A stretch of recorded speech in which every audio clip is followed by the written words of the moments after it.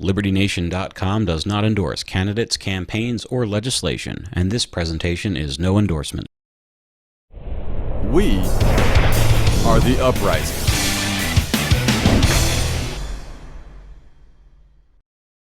There is news and analysis bursting at the seams this week. The Kyle Rittenhouse trial starts Monday, and progressives are starting to get ready for violence.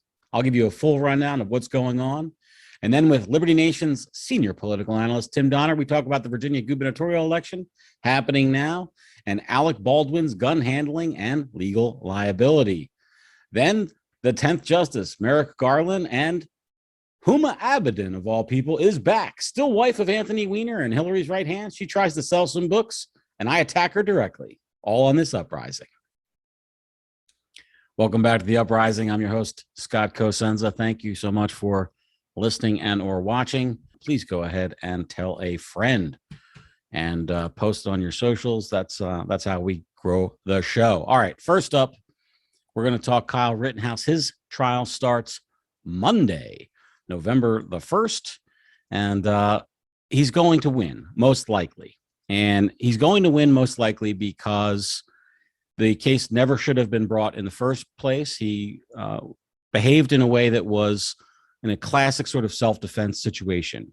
And the truth is, it's almost a miracle is a bit rich to invoke God for when men die, but that's what happened here. But it's a fantastic situation that this 17-year-old kid who was openly carrying an AR-15 managed to get it right. And is it a hateful thing to say he got it right when he shot and killed two people and shot a third? Well, his behavior in a classic self-defense analysis comes down right where any self-defense expert would say now is when it's okay to shoot. Usually what happens is in many self-defense scenarios is somebody shoots somebody when they're not legally allowed to.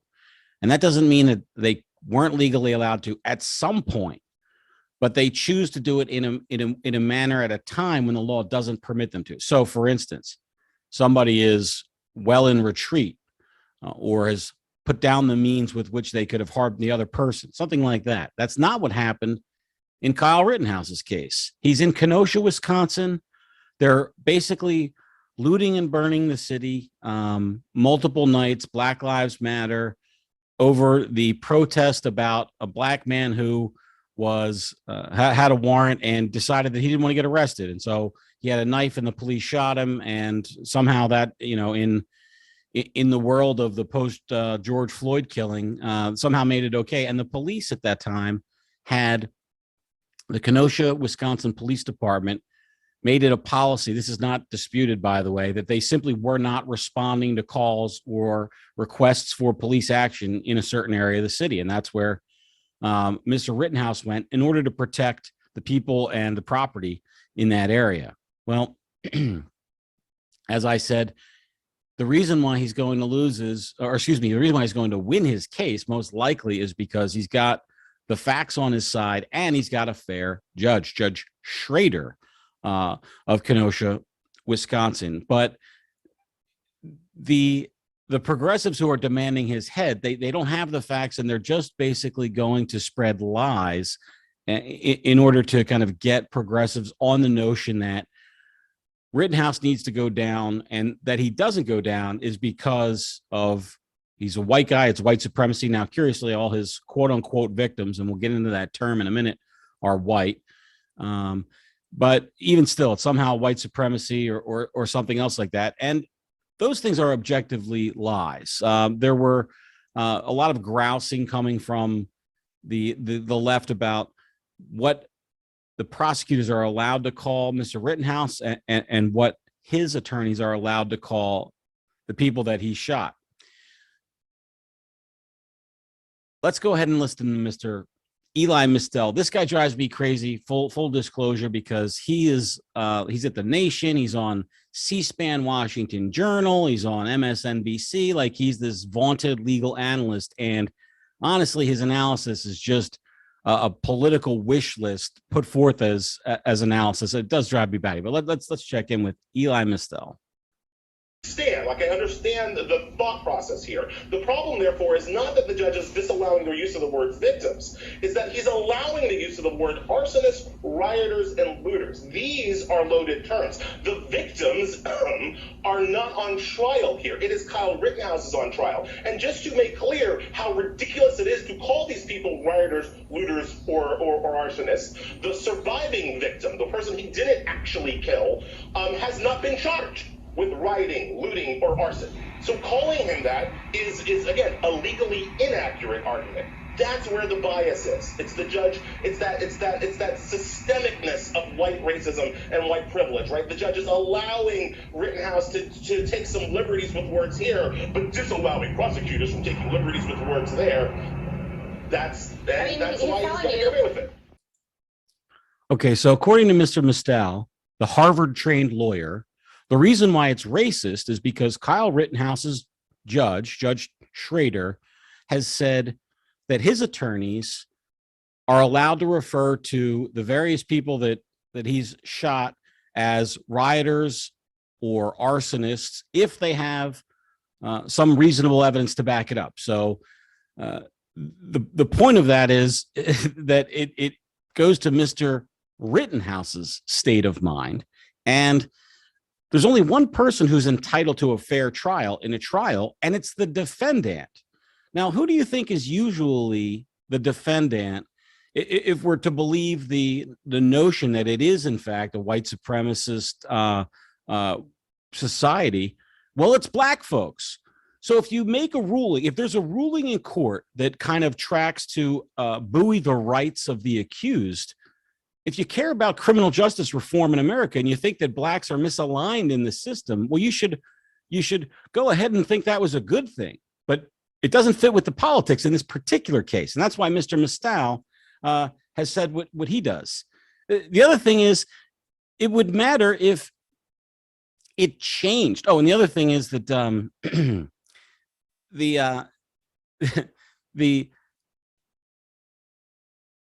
the people who he killed and shot, Mr. Rittenhouse killed and shot, the prosecution wants to refer to them as victims throughout the case.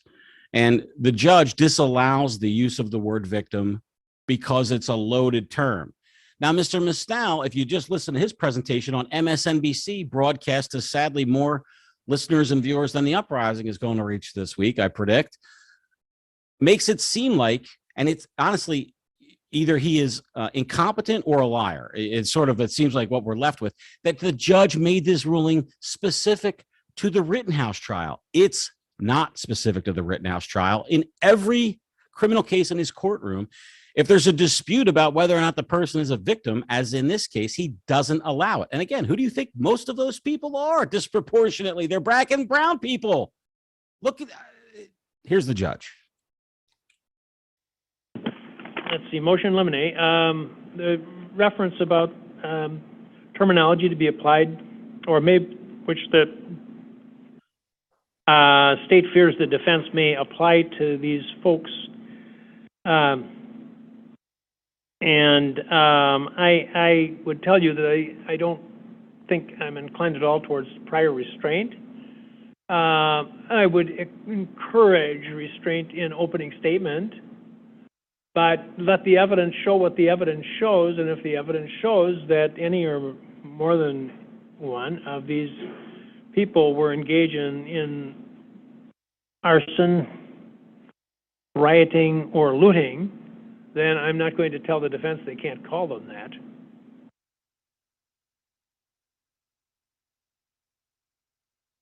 I think, Your Honor, if I were to count the number of times that you've admonished me not to call someone a victim during a trial, it would be in the thousands. You made that point, and this is a long-held opinion of mine, which very few judges, I guess, share with me, and I've talked with others around the state, and they're scratching their heads, why is Schrader doing that? And I think it's the word victim is a loaded word, and I think alleged victim is a cousin to it. Now, I hear very capable, responsible, excellent judges who will be telling a story about a case that's ongoing, and they're not talking out of school. I mean, they're not saying anything that wasn't already publicly exhibited in the court, but they'll talk about the victim. And I think you don't even realize that you're putting a very, very loaded term into the discussion. And I don't like the term alleged victim either. So I do, you're correct, insist upon, in every case, that the term complaining witness be used. Except in the case of this case, and I think I already told you folks, you can refer to the decedent as appropriate. But I don't think that has anything to do with this issue. Now, once again, it's Mr. Rittenhouse who's entitled to a fair trial, not somebody the state believes is the victim. And that Mr. Michael Gravely, who is the district attorney, and Mr. Thomas Binger, and that's whose voice you heard there, who wasn't the judge. He's the actual attorney in court prosecuting this case. Gravely is the elected official district attorney.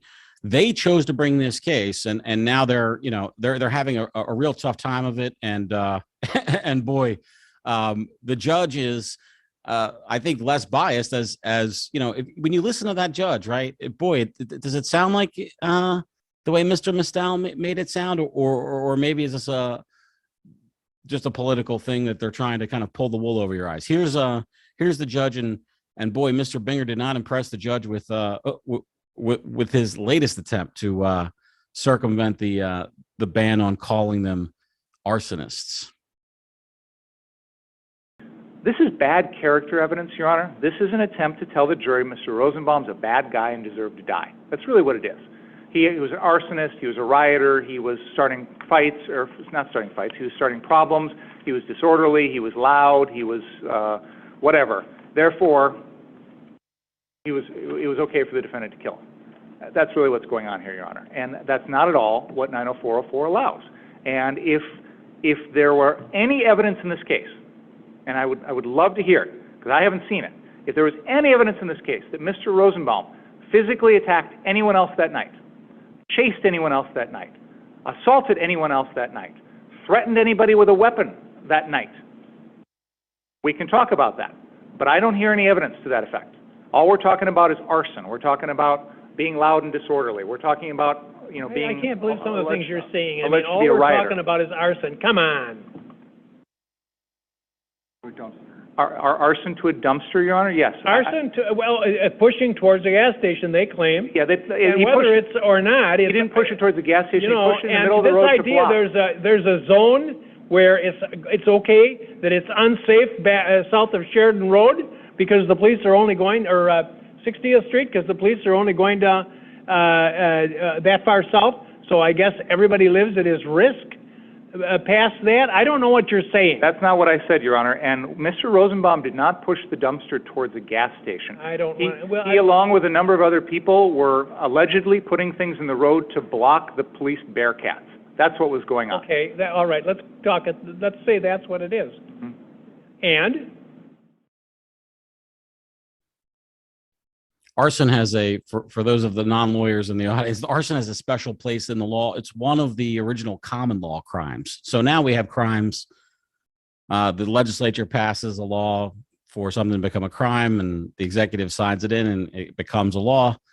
That's a statutory crime. A common law crime is that the status of the law in society, that you didn't need to be informed by statute that it was illegal. So murder, rape, robbery, arson, and burglary, I think, as my mind recalls, are the big 5 common law crimes. So the idea that this guy is like just arson and disturbing the peace, like those two are in the same bucket of universes. I mean, it's just, boy, Thomas Binger, you could just see him turn around, and I wonder what he would say if he was actually prosecuting the guys that Rittenhouse shot. I'm sure he would just turn on a dime. It's sophistry. It's really gross and disgusting, and it's the worst kind of prosecutor behavior, which seems like it's a prosecution just to have their win rather than to do justice. So the prosecution is saying this is character evidence. It's not appropriate because it just makes it out like, hey, this guy is super violent and therefore he probably did this other thing. And the defense is saying, It's about what's happening right then and there that night. It's this chaotic night. You have to remember there were no police in the area until after the shooting. Rittenhouse runs to police to turn himself in, and they don't even take him into custody because they don't know what's going on. They're in their Bearcat armored vehicles. Like regular cop in a cop car is nowhere to be found that night. The idea that the defense can't say, hey, these people are up to mayhem, and that's the situation that Mr. Rittenhouse finds himself in. The reason why this is all relevant is because it goes to Mr. Rittenhouse's state of mind. If he reasonably believes that he's under attack by these people and that he risks life or serious bodily injury because of that, then he has the legal right to self-defense, including lethal self-defense. And that's the claim from his side. The other thing that Mr. Binger did was he tried to suggest in court that simply because Mr. Rittenhouse was armed and with a firearm, and in at least 2 instances, 2 of the people that he shot were not armed with firearms. One of them was armed with a skateboard, and the other one, I don't know if he had more than his fists, but he was trying to arm himself with Kyle Rittenhouse's firearm. Not enough for Mr. Binger. What is the essential element that the defense is trying to prove here? Who was the aggressor? I think on that issue, I disagree, Your Honor. I think that's part of it, but we have a person armed with an AR-15 shooting an unarmed man. An unarmed man can't be an aggressor? I don't think it matters whether he is. I don't think you get to kill somebody with a gun when they're unarmed, even if they're the aggressor. I mean, let's think about a bar fight, Your Honor. We have a lot of bar fights in our community. Let's not talk about a bar fight. This isn't a bar fight. This was a bar fight that the Supreme Court is talking about. Sure. It's not a bar fight. You've got an armed person shooting an unarmed person, Your Honor. Right. That's the question. Does that mean it shouldn't even go to the jury? I'll just take it away from him and tell him he's guilty? No, I'm saying that the issue is whether or not deadly force was justified. Was there a risk of great bodily harm or death to the defendant at that time? That's the question. And one of the factors in that is who is the aggressor. In Assistant District Attorney Thomas Binger's world, you could have a nun walking down the street with the receipts from a charity carnival, and a group of thugs armed only with their fists decide to go and steal the orphans fund. And if she's armed with odd nun that was armed with a handgun, but let's say in this preposterous hypothetical, she takes out the gun and says, no, this is for the children and their medical care, and I won't let you take the money. And they say, we're going to take that gun and use it against you and give us that money and advance on her. She can't then shoot. That's what that says, that if you have the firearm, no matter what the other person does, of course, the thing that Kyle Rittenhouse's attackers were doing, were trying to disarm him, presumably to use the arm against him, at least the ones that were unarmed. So the idea that he has to wait and see, at what point do you get to shoot somebody who says, I'm going to kill you, I want to kill you, and they come after you while you're armed? Of course, you don't have to. It's a new law that would be invented by Thomas Binger just for the case of Kyle Rittenhouse, which is why most certainly he's going to win. Rather, I keep saying almost saying lose, but it's win. Maybe I'm surprised that the Judge Schrader is calling it seemingly down the middle for Mr. Rittenhouse, but it's a great thing for all of us that he is. It won't be great if Mr. Eli Mistal and all the other progressives are able to amplify lies. They won't be deplatformed by Facebook and YouTube for their lies that will cause the country to burn, but they're going to get called out on the uprise. All right, let's go ahead and check in with Mr. Tim Donner. And don't forget to stick around after that for the special Huma Abedin report. Thanks. Welcome back to the Uprising, Mr. Timothy Elting Donner, LibertyNation.com's senior political analyst. I'm still a little hesitant to accept that seemingly gracious Uh-huh. introduction when the emphasis keeps being on the word senior, Well, Tim, as if I'm old. you know, But one that's thing we okay. can- I'll take it. I'll one take thing it. we can I'll always take it. I'll count. say thank you, Scott. Thank you it's good to be here on the uprising. One today. thing we can always count on you for, and which you have delivered in spades this week on the pages of libertynation.com, where you apply your trade as senior political analyst, Thank you again for that. is the defense of rich people in the face of the poor clamoring for their resources. And that's what we have here Oh, with that's your good. piece, Zero Cost Socialization, Socialism, rather. This is your, of course, I'm kidding, but Joe And Biden has sold the his, answer to my question is no. I'm no longer beating my wife, Scott. it's a clever way to try to sell this thing. Like, oh, it doesn't cost anything. Why wouldn't it? It's sort of like Yeah. they're adapting it from these, online, like it's cost free, it's risk free, Tim, cost free Right. to you. Well, you know what Um, they're really saying. You want to cut through the political. Well, hold on, let me talking just set the points to table here. Let me bottom just set the line. table Okay, for sure, people. sure. With your piece, which is the discussion that the Democrats and President Biden have tried to sell Americans on the notion that this massive infrastructure, and I'm using the air quotes for infrastructure because, of course, Human whatever, infrastructure. just Yes. whatever they want, it doesn't have associated with it the actual cost that it does, which I think the latest is a $3.5 trillion. Well, that's it. Was Depends on how you original. count. The original wish list added up to 6 trillion. Then Right. they were willing to go all the way down to a mere 3.5 Who says they're trillion, not which is now willing going to be make a cut. deal? That's going to be cut essentially in half.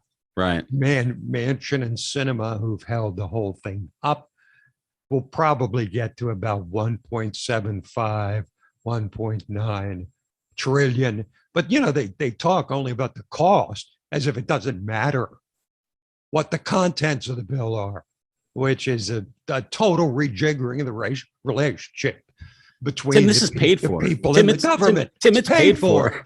So that's the beauty of it. You know what here's what they're saying, right? They're saying, look, it's billionaires, the super uber wealthy who are going to pay for this.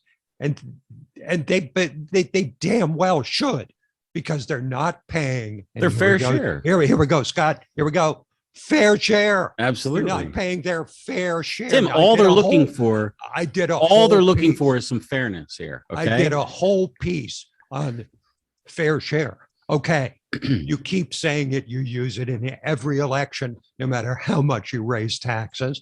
The rich are never paying their fair What's the share. number? That's the cry, mean, right? right. So what is what a is the fair share? actual fair Is share Is it of 50%, 75%, 90%? Of course, they won't define it because it works much better as the undefinable race, class warfare.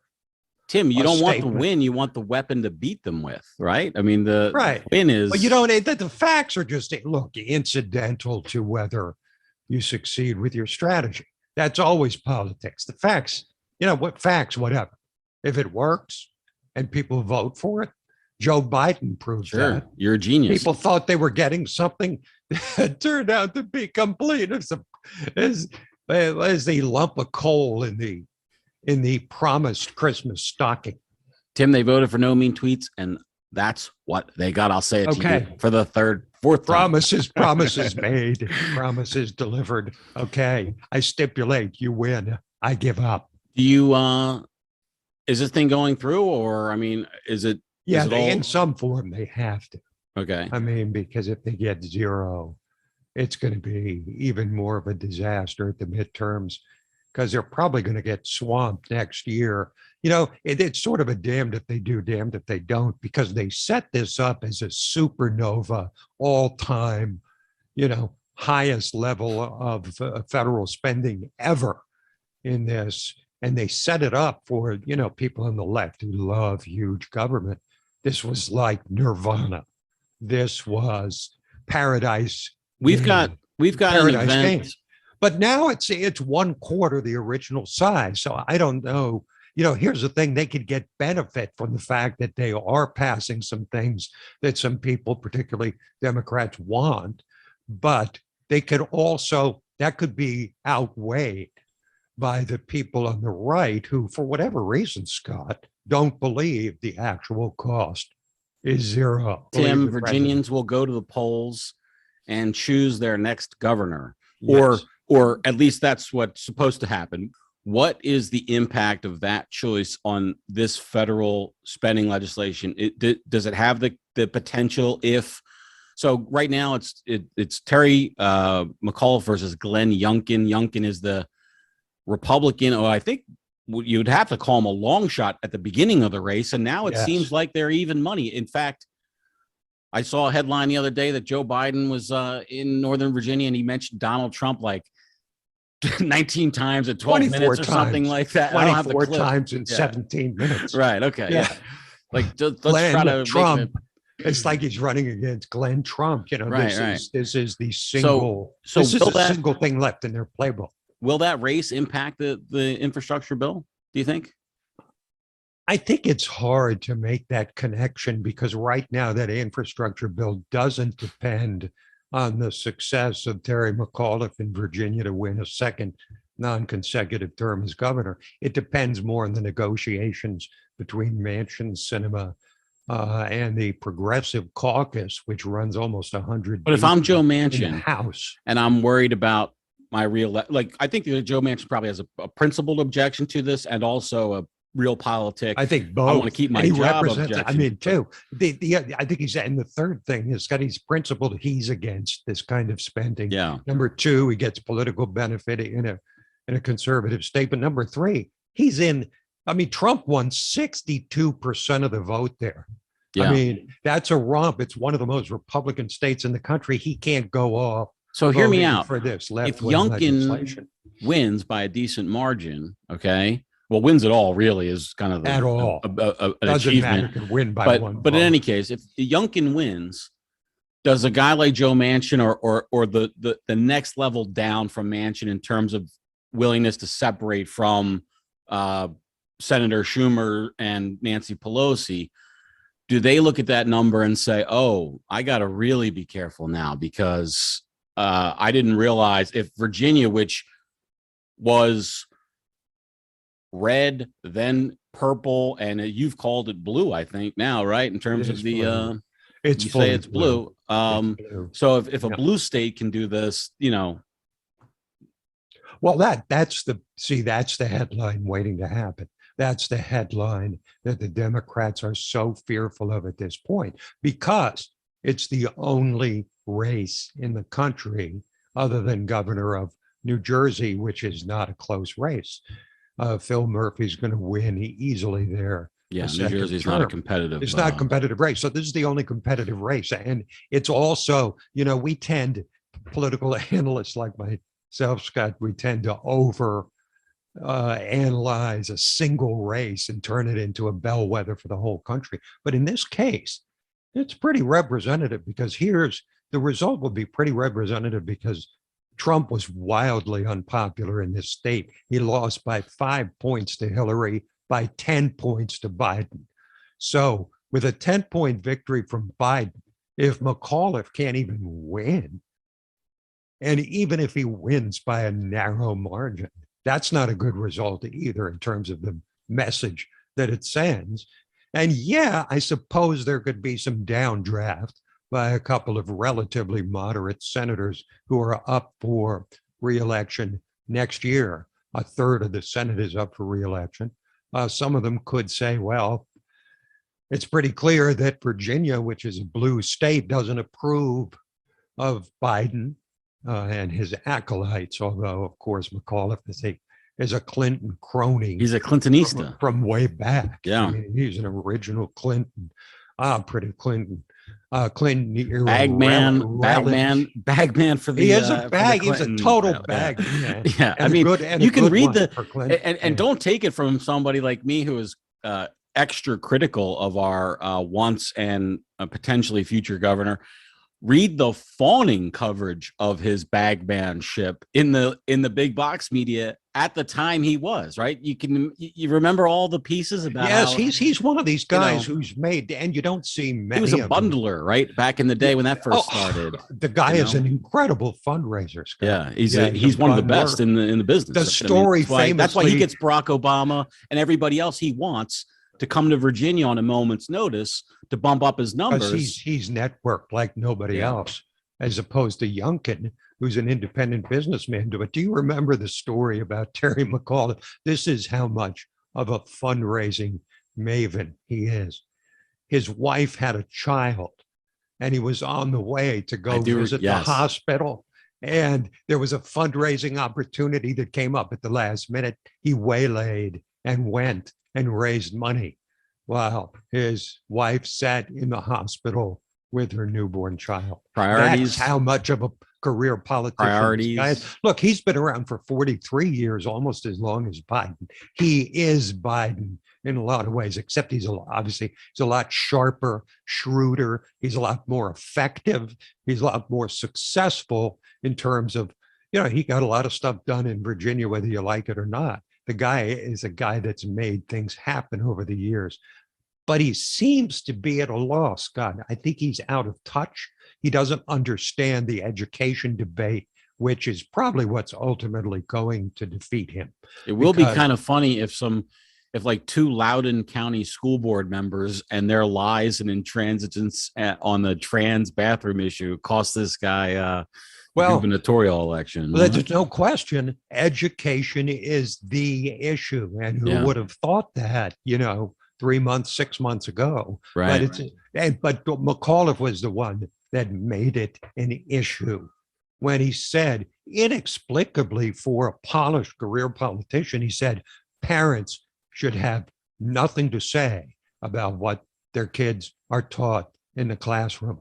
That's one of that goes down with read my lips, no new taxes, Scott. That's such a political blunder, but very revealing of what the left really thinks, because McAuliffe is not far from a radical, and he believes that parents should get their grubby little hands off their kids' curriculum. That's the proper purview of government functionaries. Absolutely. Right. Well, we will check in with you after the election for your post-election analysis. Before we go to another, what was the term you used? Accidental or there was a segue there I was going to use for the Alec Baldwin story. I dropped out of my brain, so I'll just leave that in and we'll go ahead and segue. Before we do, though, do you want to alter or adjust your prediction? Who will win the Virginia gubernatorial race, Tim? Yeah, Glenn Youngkin. Okay. All the momentum is heading in his direction. I don't think McAuliffe has a way to stop the bleeding. I do think that if Youngkin wins, it's clear they'll look back at McAuliffe's statement about parents and curriculum in schools as the turning point. In the midst of the controversy about right at the heart of the controversy. And that, of course, his own education record as governor became an issue. Yeah, this week, the Loudoun County, I guess they're a trans person, I don't know, but the bathroom attacker was convicted. So that was good news. But I mean, I think that was terrifying that parents saw that this kind of assault could take place. Yeah. It's bad enough that it would take place in a bathroom, but with someone who got in under the cover hold on, and they lied about it. It's just, that to me is the worst thing ever. They lied. Listen, their hands are tied with how they can manage certain student access. I don't. Those things are guided by all sorts of things. One thing you can make no excuse for is lying to parents about the safety of their kids in the schools. I mean, that's just if this movement wasn't efficacious, if it wasn't being successful, if it wasn't having an impact, that woman who was such a thorn in the side of parents wouldn't have resigned Yeah. from the Loudoun County School Board. What was it, 10 days ago or Something so? like that. That yeah. was a big move.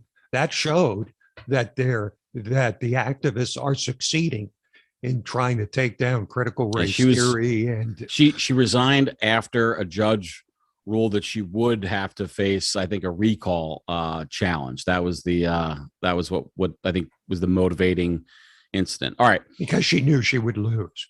Or just didn't want to face it. In other words, But if someone you know, wants, it's one thing, Tim, if you can quietly or relatively quietly go about in implementing your will on your neighbors. It's another Right. thing if they're marching in front of your house calling you a Yes. son of a bitch yes, when you do it, and that's Precisely. a harder thing to do. So yes, yeah, that's why so much is done under the cover of darkness. You know, I was telling, and we'll just talk to the audience about it. I was just telling you before we went on start recording that I was researching a case in Fairfax County Circuit Court, Fairfax County, Virginia, to report on it.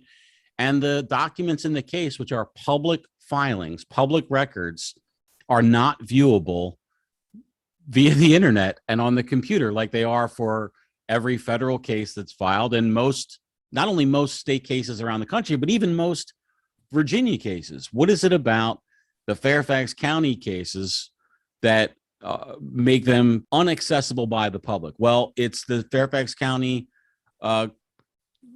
Circuit Court clerk, Mr. Fry, who's an elected representative, a Democrat, who doesn't want people to have access to these records. So what he does is he sets up a computer terminal in the courthouse. In the age of COVID, the global pandemic, stay home, wear a mask, whatever. What do you got to do if you want to see one of these documents? Drive to the courthouse and go to their terminal and touch the keys and the mouse that have been touched and breathed on by everybody else. and by the way, it's they use dial-up internet. Yeah, when you get there, right? It's probably, and you probably have to pay like by nickels, like putting in, It's and they don't dial-up. offer change, by the way. It's got to be nickels only, and you got to come. You with don't your have own exact change, Sorry, Yeah. you're SOL. All right. Well, speaking of SOL, we use that as our pivot point here. Okay. And let's go ahead and talk about Mr. Alec Baldwin and his shooting incident and whether or not he is SOL when it comes to criminal charges. Right now, it's sort of in the air. Is Alec Baldwin going to be criminally charged for causing the death of the cinematographer on his film? And if he is, it's most likely we're talking about a New Mexico negligent homicide statute. I just want to kind of go into it and sort of the analysis of it. It's New Mexico statutes, chapter 30, homicide, manslaughter, and it's involuntary manslaughter is the charge. He could be charged. I suspect, by the way, that I looked at the page of the prosecutor in the county where this is located, and it's a kind of Soros-y prosecutor. So I'm predisposed to think that person will not charge Alec Baldwin because he's an icon of leftist politics. Yeah. And that's a good reason not to prosecute him, Scott. I mean, that's fair under the law, right? Isn't that part of the law? But that is supposition agree with and prejudice, and perhaps and by the way, that's only if criminal charges were warranted, and I'm not sure they're warranted. So that's why I actually wanted to talk about it. I don't see why they are. Maybe you can explain. I wanted to talk about it with you as a non person who's like super dominant. Can I ask you? Can I start by asking you a question? I want to read the statute, but do you want me to wait for your question first, or do you want to read the statute first? I actually want to ask my question first because I'm still kind of confused. I'll allow it because I've seen. I've always said you'd make an awesome judge. Awesome. Thank you, sir. The hanging judge. I could see it now. There's a great line from Caddyshack where if you understand and abide by the rules of decent society. Danny, there's a lot of badness in the world today. I see it in court every day. I've sentenced boys younger than you to the gas chamber. Didn't want to do it. That's great. Yeah, that's a great line. So here's my question. Okay, I've seen TV shows where this kind of stuff happens. They're on the set. It's a detective show, right? They're on the set of a show, and it calls for one character to shoot the other with. Sure. and somebody loaded in the real bullets and they get killed and then the investigation ensues. Right.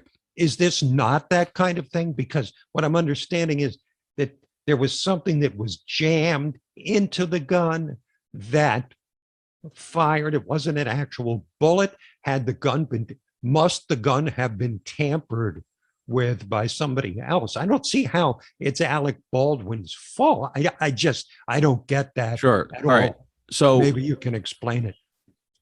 as I Except understand that he it, fired the gun, of from course, the but- best information currently available, we're recording early on the 27th now of October.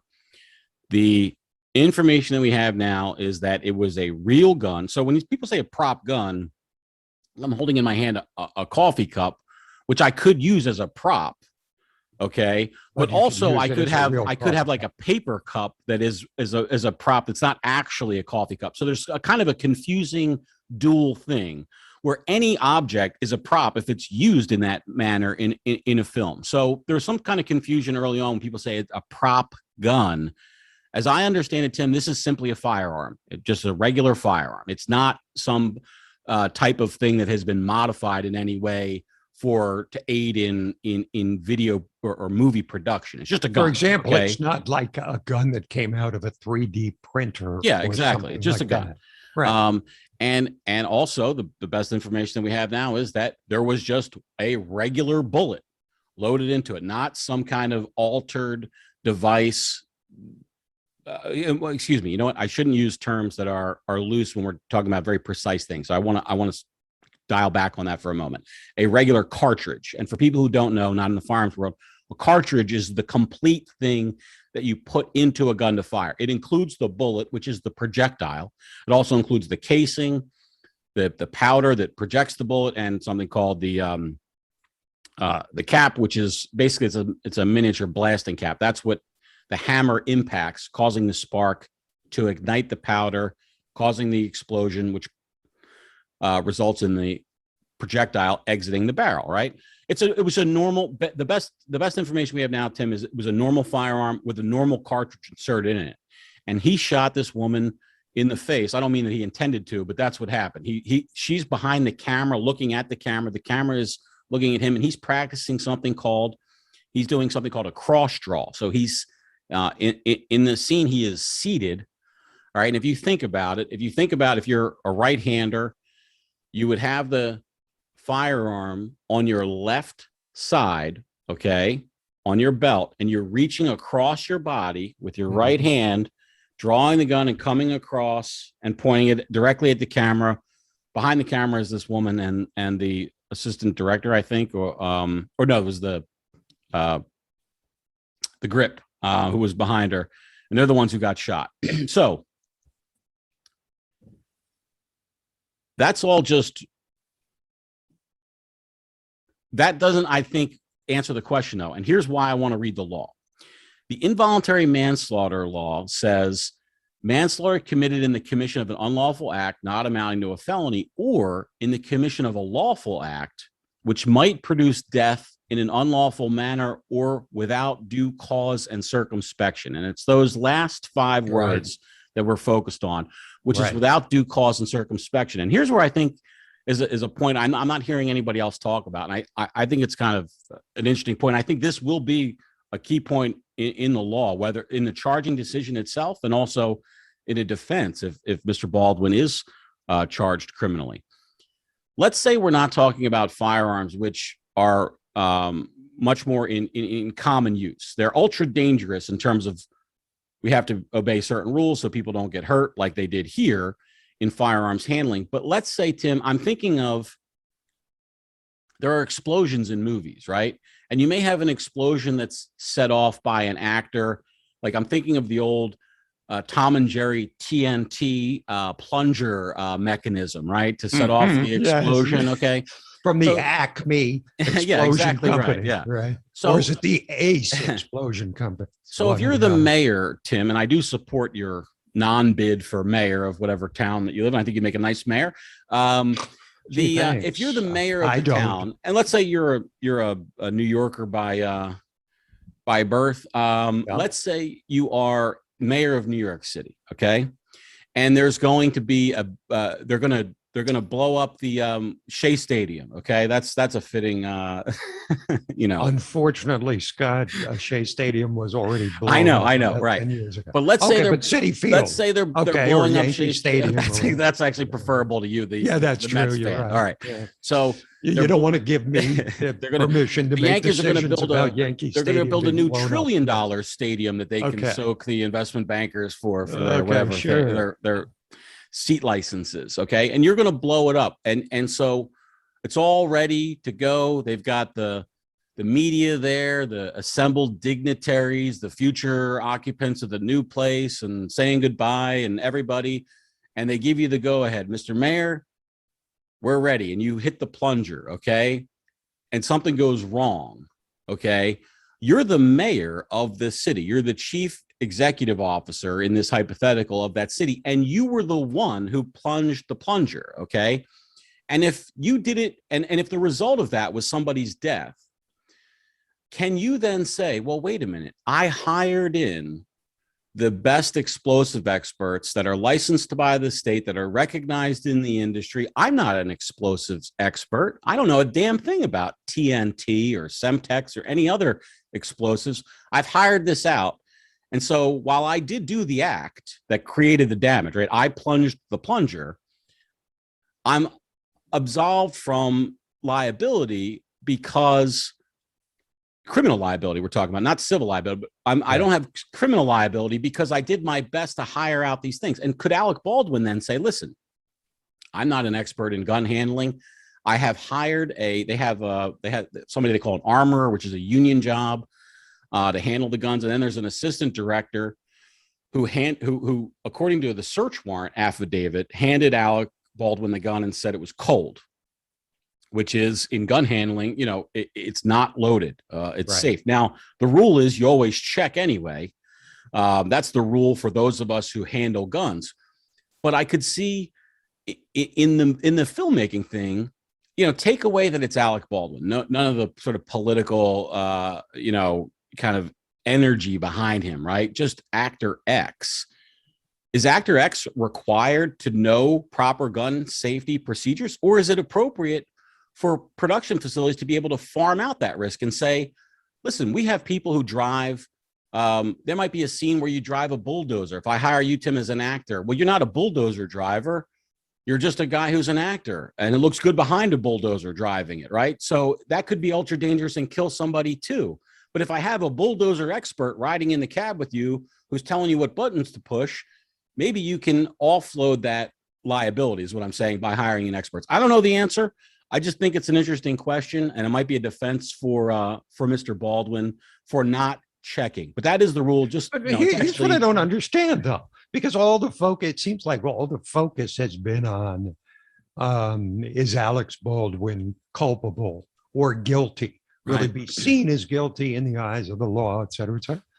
But it seems to me the question ought to be, who either handed him a loaded gun, who put live ammunition in there? Well, they certainly may have culpability too, because Alec Baldwin's the A-list actor. He's getting all the discussion. We're talking about murder here. We're not talking about carelessness. We're talking about murder. If you put, it seems to me, you put a live bullet in a so-called prop gun, or a gun that's used not for real purposes, that's murder. That's first degree premeditated murder, is it not? How is it not that? No. It's only so first degree premeditated murder includes an intent element that you intend this to happen. Putting a live round no. in a prop gun is not in it. It does not demonstrate it only intent. is, Tim. It only is, Tim, if that's your intent. What the facts are, and I'm sure that you haven't read this because you wouldn't have said what you just said. So we'll start with that premise that you aren't informed of this. I'm not. That there are reports of other cast members taking those guns out and using them for target practice, and actual shooting on the day or short on the day on that morning. So it's sort of like you're saying, well, so you're still saying it's carelessness. That what you just said does not preclude the fact that somebody could have deliberately left Oh, it a doesn't bullet in preclude it, there. but there's no evidence to suggest it, and I don't think that the police or anybody are working on that theory. I think it's a carelessness. You can never be careless and be convicted of first-degree murder because it's not about Oh, I carelessness. understand. What Okay. I'm saying is, it just doesn't make sense to me with even a Oh, yeah. reasonably low budget movie with people hired specifically to handle guns. Yeah. That there would be a live round You know, handed to. I mean, that's just something that it is. just And can't those, happen. and I'm not I don't suggesting, believe I'm not that suggesting happens those by people mistake. won't. I'm not, well, listen, I don't just underestimate can't humans' believe that capacities happens by mistake. for incompetence, Tim. I would say to Well, you, yeah, and I don't want to suppose. suggest that those people are not going to be culpable. They may be for reckless endangerment and other things. But just to focus on Baldwin, you know, he's the star, and he's the one who actually pulled the trigger. And in the gun safety world, in the gun world, he's the one. It's the person who pulls the trigger who has the duty to make sure that they're doing it correctly, Understood. including Yeah. whether they're firing a gun that has live ammunition in it or not. Now, does that is the fact that it was a theatrical production change the fact that the actor is personally responsible for something that he's not really doing himself, but that he's been commanded to do? Well, that's How part does- of the thing. How does the culpability Yeah. change when? Well, I think it he's- can be because Baldwin is is a producer of the movie, and he is one of the ones who, it's on him to hire that to make sure that the gun part is done right. And I'm not talking about looking realistic. I mean the safety part, right? And so I don't think his culpability may be there for pulling the trigger if he can say, again, I've hired professional staff to do this. I'm not an expert. Now, with Baldwin, the kind of political time does sort of have a thing because he's on the board of directors of some gun control group, and he's talked about it. So maybe he's got some additional things there than sort of a person who. Alec Baldwin is a man who's older and probably has seen guns in his life. If you take a young girl, does the liability change? Are we going to require actors? I don't know.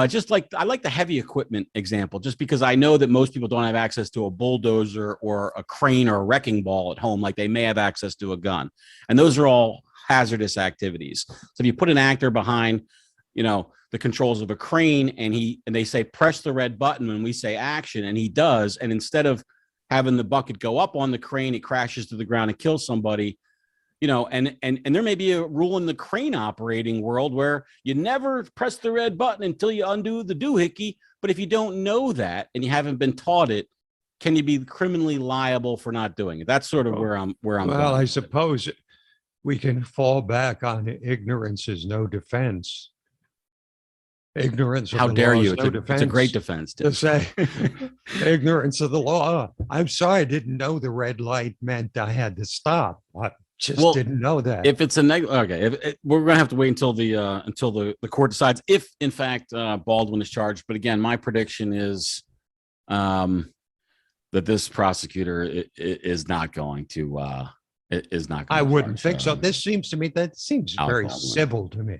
That it would be a civil case. Oh, well, with probably a lot of damages awarded. I can tell you right now, it's going to be the limit of the liability policy for I'm the sure. production. If they're lucky, it'll stop there. That's it.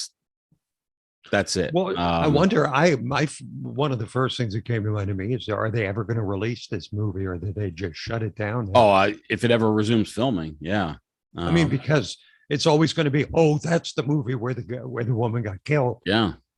Maybe Well, the Brandon maybe Lee you'll get Crow more movie. people watching it. By the way, absolutely right. This is a cash cow for anybody who's not on the hook for the liability of the death, but has some back end points on the movie.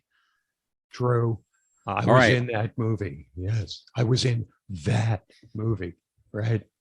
A capitalist like yourself can look on the bright side of these things, Tim, and think of a way to extract some value out of the proposition. All right. Like myself. Well, Implying, of course, unlike yourself. Well, I mean, this Somehow. zero cost socialism. Yes, zero cost socialism. It doesn't count when only rich people get tagged and have half their their worldly wealth Well, stolen from them. you It's know, one of only the things- it's only billionaires. They don't have any rights, Scott. Well, and the other thing too is, even though I 1000% agree, if it was only a billionaires thing, it would still be totally objectionable. Another thing to consider is watch out who they think is rich, because it starts off with somebody who you think is rich, and then later on you find out, after all, you're rich. Well, let me just say your this. money. Let me just say this. They've said, and Biden goes around talking about how it's not going to raise the deficit 1 cent. It's not going to raise the deficit 1 cent. Of course, it'll increase the national debt. Who knows how much? Well, But that's it. The word deficit and the debt, point is, playing around with it that. is playing. But he says it's only the richest of the rich. In other words, you don't have Right. to worry about their lives. Sure. But in fact, do you it's know, Scott? Bill Gates. There's 3 elements to this that you ought to know about, 2 of which you probably do, and the third of which you may not, which is that there's $100 billion to be raised in a tobacco tax. Tim, in I this know bill. about it because That's I read that's your the- coverage of the There you go. bill on the There you sponsor of go. today's program, I'm so libertynation.com, where you talked about it. And one thing, you didn't have space, I think, to elaborate on that part of it, but I was curious. I thought the tobacco taxes were already maxed out. They were like $gazillion a pack anyway. Where's the tobacco money coming from?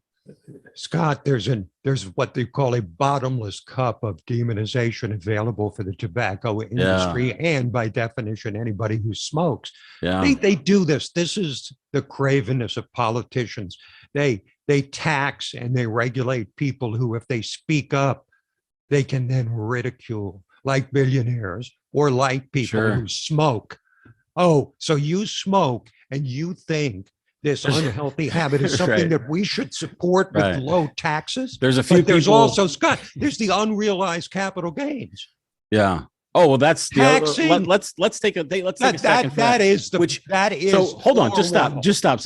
So That is before Orwell. now, an unrealized capital gain was known as not a capital gain, because Right. a gain was It's- only you a haven't gain gained when yet. it was realized. So let's say you bought 1 Bitcoin at $60,000 when it was $60,000 in May or whenever it was, right? And then it went it went down to half that amount. Did you have a loss? Well, if you didn't sell, you didn't have a loss. Now today it could be up over $60,000, although it wasn't in this morning, but it could be worth more. Is that a gain? Well, if you sold it, it's a gain. If you didn't sell it, it's nothing. You have literally nothing if you don't exercise that sale. So what's new? This is the most odious manifestation of Orwell that we have yet to see.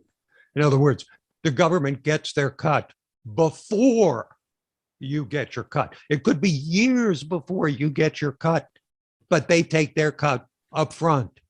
What is it, Because it's just a they think one-time there's bite not on enough money. all capital assets? there's a lot. Look, well, let's see what the final bill says. Okay. And this may have to come out because this is so toxic. Right.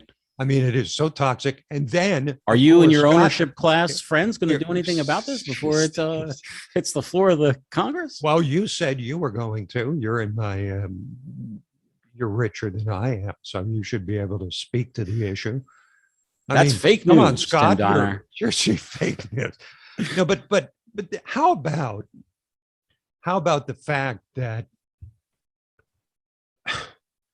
I mean, this is just absolutely breathtaking. This is the third thing in there that the IRS will now be able to, if they get their way, to scrutinize transactions of $600 or more in every American's bank account. Scott, this is even more Orwellian, arguably, I suppose, than making you pay for a profit you haven't even made. They're both pretty profoundly disturbing, I think, and they don't bode well for increased freedom and liberty throughout the United I'll States. tell you of what, America, too, they that's for don't sure. bode well for the Democrats' midterm chances. I said they could suffer literally historic losses with the way they will get. See, they think they're going to get a lot of credit for this bill, and they will among progressives. Progressives are about Sure. 20%, 25% at most of the country, and the other The 75%. Twitter army, is the Tim, vote. will back them 100%. And that's all that matters, Yeah. because all truth is to be seen on Twitter. Twitter itself is truth, Scott Cosenza. On that, I can't do better than that. You can't top Thank you that. so Can much for you joining top us. this? Thanks for joining us, Tim. Always a pleasure, Scott. Well, thanks very much to Tim for joining us for a spell. There was one clip that came in after we sat down, and I wanted to throw it in. This is Ted Cruz examining Merrick Garland, and I just thought it was this is the one I think to save for examining Merrick Garland's record as Attorney General and what he's willing to do. On Wednesday, September 29th, the National School Board Association wrote a letter to the president asking the president to use the Department of Justice to target parents that were upset at critical race theory, that were upset at mask mandates in schools, to target them as domestic terrorists. On the face of the letter was in repeated consultation with the White House, in explicit political consultation with the White House. That was on Wednesday, September 29th. 5 days later, on Monday, so right after the weekend, boom, you pop out a memo giving them exactly what they want. Now, by the way, I understand that. In politics, that happens all the time. An important special interest wants something. Sir, yes, sir. We're going to listen to them. Let me ask you something, General Garland. In the letter, which you told the House of Representatives was the basis for this abusive memo targeting parents, how many incidents are cited in that memo? I have to look back through the memo. I can't count it. You don't know. How many of them were violent? Again, the general report. How many of them were violent? Do you know? I don't know. You don't know. And there's a reason you don't know. Because you didn't care, and nobody in your office cared to find out. I did a quick count just sitting here. During this hearing, I counted 20 incidents cited. Of the 20, 15 on their face are nonviolent. They involve things like insults. They involve a Nazi salute. That's one of the examples. My God, a parent did a Nazi salute at a school board because he thought the policies were oppressive. General Garland is doing a Nazi salute at an elected official. Is that protected by the First Amendment? Yes, it is. Okay. 15 of the 20 on the face of it are not violent. They're not threats of violence. They're parents who are unhappy. Yet, miraculously, when you write a memo, the opening line of your memo, in recent months, there has been a disturbing spike in harassment, intimidation, and threats of violence. You know what? You didn't look, and nobody on your staff looked. Did you even look up the 20 instances? As I testified, the decision to make send a memo is for an assessment. Did you look up the 20 instances? I did not read. Did anyone on your staff look them up? I don't know the answer, but it's not but only of the course memo. you don't. It's hard to disagree with Senator Cruz's analysis there, or that Glenn Reynolds' analysis, the famous law professor, blogger at Instapundit, who said in the pages of the New York Post that not only is it good that Merrick Garland wasn't a Supreme Court justice, but that he's shown himself unqualified to be Attorney General and should step down. He seems to have admitted to quite a political motivation for doing his job, which is supposed to be not okay for an AG. We'll see what happens. Well, another person who's done what they're not supposed to is Huma Abedin, and she can't have the grace to just go away and stay away. I guess being a dollar store manager or whatever else she's qualified to do in out of the limelight just doesn't have the punch of being a celeb and wearing those Fendi outfits and jet setting around the globe. But we're not going to buy her stories, her lies, or her book. So she gave a copy to the Guardian newspaper for a sensational coverage of this sexual assault that she details. Now, that's air quotes for those of you listening and not watching the uprising. The sexual assault that she alleges, the reason why this is being used to sell books is because of a U.S. senator who did it. And boy, oh boy, this is a big story. Well, Hillary Clinton was a witness to history with both Anthony Weiner, her husband, who she's still married to, and Bill Clinton. And she's seen Hillary do all sorts of things, all of which are not in the book. The monsters that she had access to and curried favor for and did their bidding. She doesn't talk about them, but it's this U.S. Senator, quote unquote, assault that she, quote, buried. Now, here's the funny thing. We know it's a Democrat senator. How do you know it's a Democrat senator? Well, because she doesn't name him. So that's the trick there. But let's go ahead and examine her story. That this is the big thing. After describing a Washington dinner attended by, quote, a few senators and aides, but not Clinton, Abedin writes, I ended up walking out with one of the senators, and soon we stopped in front of his building, and he invited me in for coffee, period. Once inside, he told me to make myself comfortable on the couch. Now, the funny thing about that is, like, there's no agency, right? So ended up walking out with one of the senators. Okay, well, you walked out at the same time. Oh, you mean you ended up walking out and you walked together then to his place, and then he invited you in for coffee. And then once inside, like the whole part where she says, yes, I want to come in for coffee, and moves her legs one foot after the other at night after dinner, a single man and a single woman going up to his house for coffee. Are we in crazy town that there's no sexual implication for that? She says the senator took off his blazer, rolled up his sleeves, and made coffee while they continued to talk. Then, in an instant, it all changed. He plopped down to my right, put his left arm around my shoulder, kissed me, pushing his tongue into my mouth, pressing me back on the sofa. Quote, I was so utterly shocked. I pushed him away. All I wanted for the last 10 seconds to be erased. You were at dinner with the man. You walked home with him to his house. He invited you up for coffee.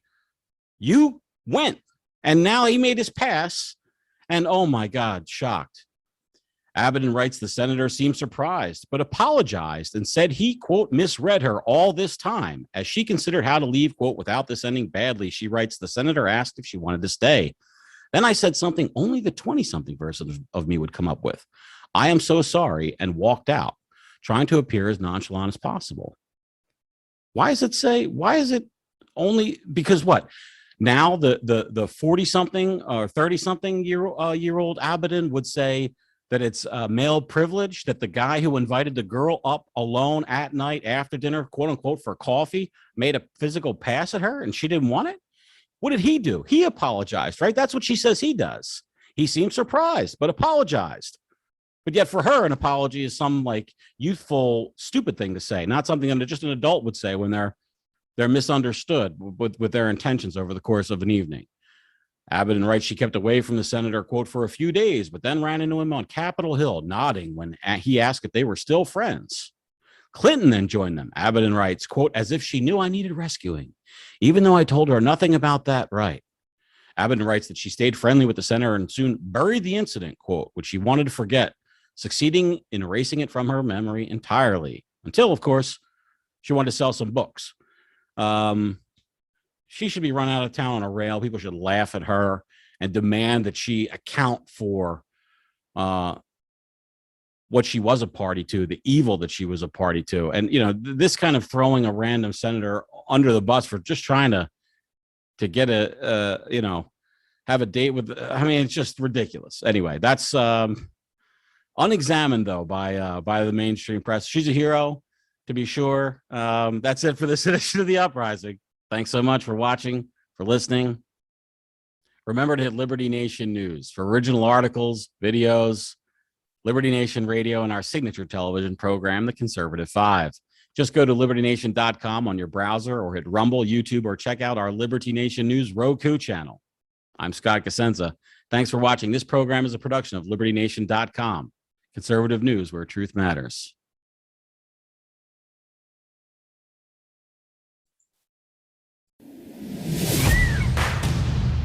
Who are we?